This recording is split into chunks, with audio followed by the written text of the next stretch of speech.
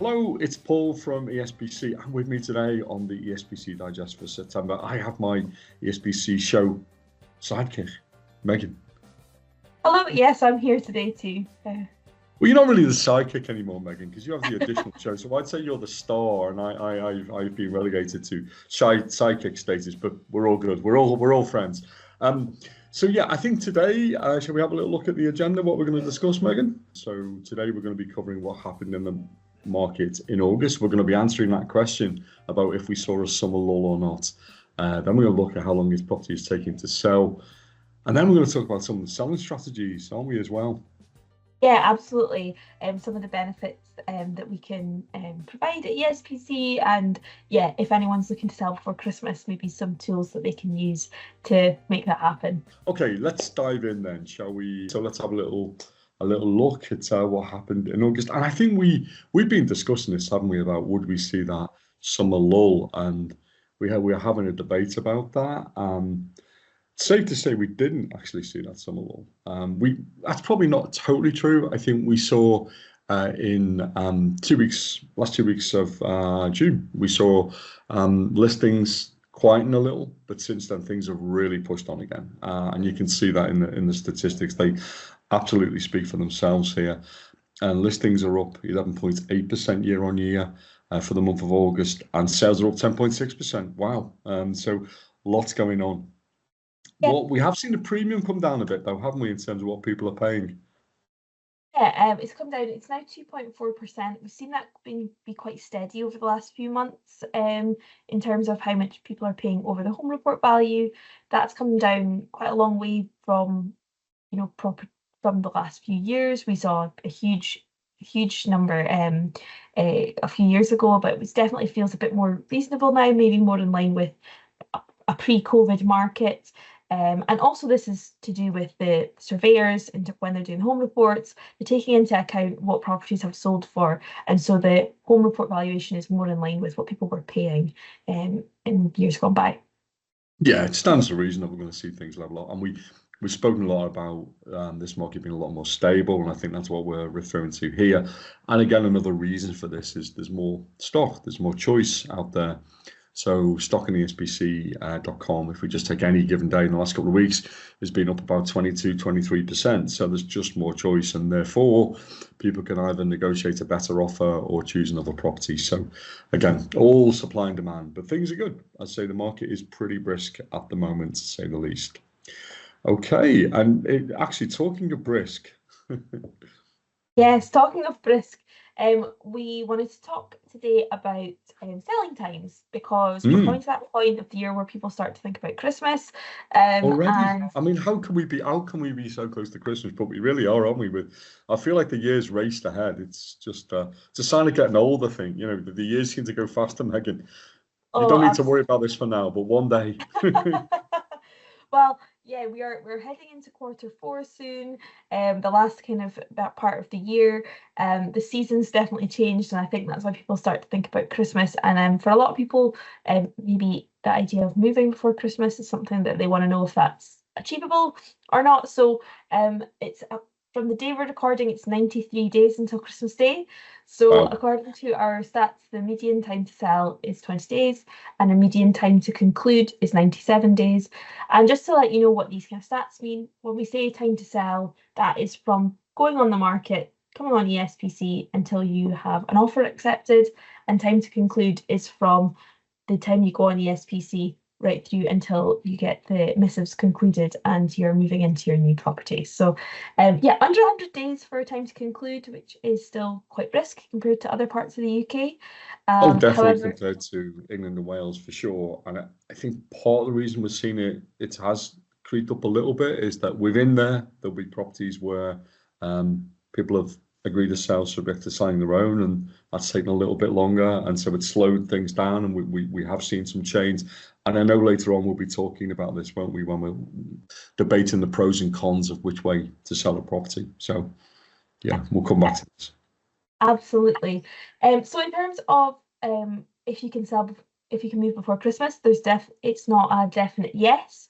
However, there are definitely areas and property types that are an exception to this in terms of how long it's taking to sell. So yeah, you will be able to have, according to our stats, we think you'll be able to definitely have an offer accepted before Christmas. But whether or not you can move in that time period is. It's case by case, isn't it? One thing is a certainty: get a solicitor or estate agency, firm in on the job early, and see. But yeah, let's have a look at some of the I always say hotspots, fast spots. There we go. Interesting enough, isn't it? We were just chatting just before the show here, weren't we? That all these areas are outside Edinburgh. Generally, the common denominator here is these would be first-time buyer areas, I think, Megan. Yeah, I think so. So these are all areas, yes, outside of the city. The majority of these are in Fife. They're within a reasonably easy commuting distance to the city, so they're probably slightly more affordable than a city centre. You might get a city centre house. You will also get a little bit more space for your money there, so that's why we think we're seeing, such speedy times. These are properties that are in high demand, just over the bridge, and with the exception of Galashiels, obviously in the borders, but yeah, the others are in good places and good times to conclude as well.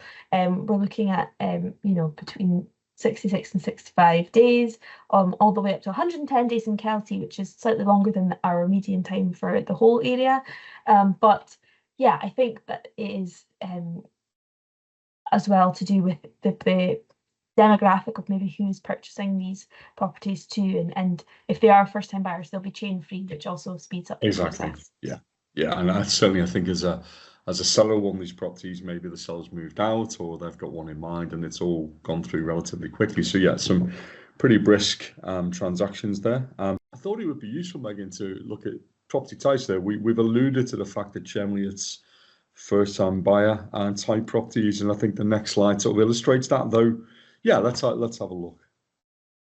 Yeah, absolutely. So these are the fastest-selling property types. Unsurprisingly, as we mentioned, these are predominantly first-time buyer properties. They also could potentially be downsizer properties as well. So, but again, high demand, which obviously is why the sales are speedier. We're looking at around about the 3 weeks mark for 2-bedroom houses, flats, and 1-bedroom flats to go under offer, which is very, very quick. And yeah, this is obviously, these stats are for all the areas we cover. So that's Edinburgh, Fife, the Lothians and Scottish Borders.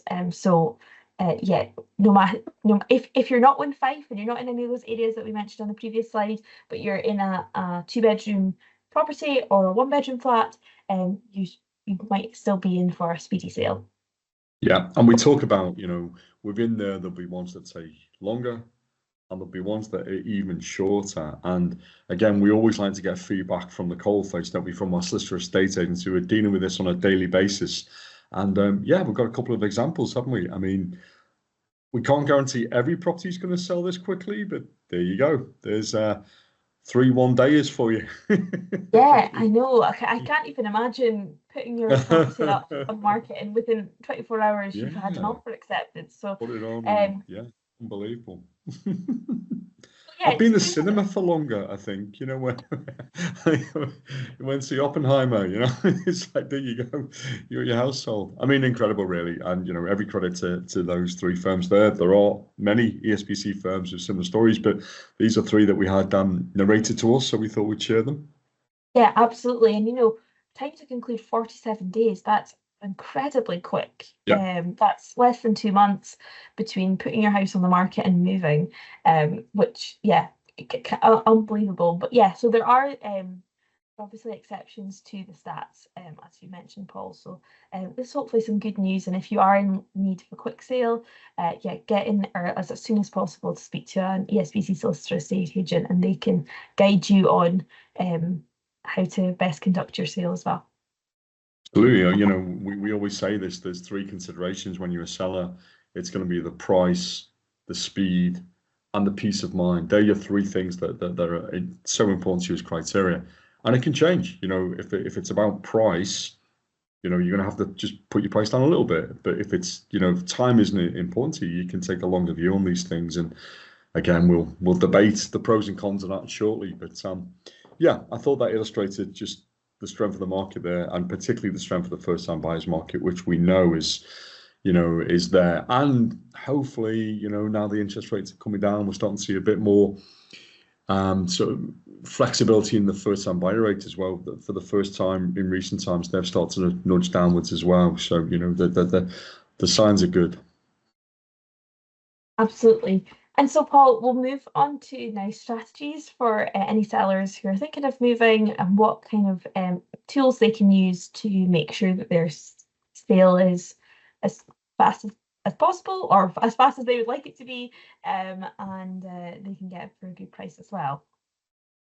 So the first thing I'm going to ask you, Paul, is the question we get asked a lot is, if you're looking to move, should you sell first or buy your next home first?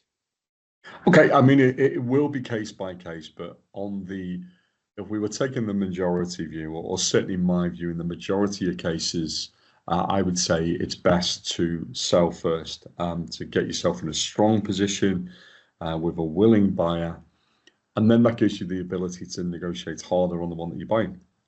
I think as well, it's about good communication. It's about saying to your buyer, they're going to have to wait till you find somewhere. We're not advocating anyone move out and is left homeless here. What we're saying is just take your time, get a buyer, and then see what's out in there in the market. And as I say, 24% more properties available this year than last, so there's more choice out there. And we've heard from many a solicitor estate agent who's come on our show, and they've said if there's two offers and they're close, the likelihood is the seller is probably going to take the one who's not in a chain. So, it may be that you find you're paying less and you get that property because you're not in a chain. So there's something to be said for that. And again, why put yourself under pressure and all the things that come with that by finding something first, and then the added weight and anxiety of having to sell your own and move it quickly. So yeah, sorry, Megan, really long answer to a very short question, but yes, sell first. No, absolutely. And I think another thing that is important is, if you sell first, you also know what kind of finance you've got available. Yep. You might get more for your property than you thought, and that might allow you to look at different types of properties for your purchase. So yeah, I agree. That's our stance at ESPC. If you can sell first, I would recommend you do that. Definitely. And if you are going to sell, we would say this, wouldn't we? But yeah. Use a solicitor estate agent. And here are the many reasons why. Do you want me to just jump around with some of these, Megan? Yeah, absolutely. Yeah. True. Well, legal estate agency under one roof, I think, is so imperative. And I think really it's probably something that isn't really stressed enough, is that communication between the estate agency team and the conveyancing team, particularly when there's an associated sale, I think is so important. And you get that with an ESPC firm. Everything is done in one place. Everyone will understand and stand in your shoes and make sure that you get the best possible service and the smoothest possible transaction. Listed on ESPC, it's we know from our own market research, it's where sellers want to be, and it's where buyers look. And as we know, the majority of our properties are exclusive, so you won't find them anywhere else for 3 days. So buyers come to SPC to see those exclusive properties, and we can evidence that. So absolutely.